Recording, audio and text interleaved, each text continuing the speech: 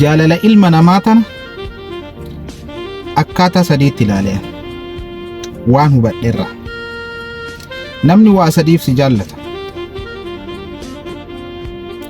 Tokko, gaafa ati rakkatte si jaallata. Gaafa ati isaa gad taate si jaallata. Isaa ol akka taatu waan hin feeneef ofii isaati si fayyadamuuf olaantummaa ofii sirratti barbaaduuf yoo ati isaa gad taate yoo ati rakkatte si jaallata. Lama, yoo ati qabaatte si jaallata inni lammataa. Kan kaleessi tuffatu, kan kaleessi jibbu, kan kaleessi wakkatu gaafa ati waa qabaatte immoo ila mucaa kenna ila jabaa kennaa jedhee si jaallata inni lammataa gaafa ati waa qabaatte. Inni sadaffaa waan kanniin lamaaniifuu si jaallata.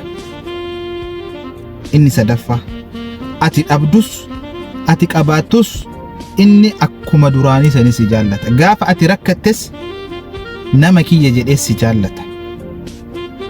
Gaafa ati qabaattes namni keenya guddate jedhee si gammadee si jaallata. Kana beektaa garuu nama si jibbu hammeenyaan deebii hin deebisiniif. Gaarummaadhaan deebii deebisiif. Gaafa qabaatte waan dandeessu yaadan tahee gochaan waan dandeessuun gargaara.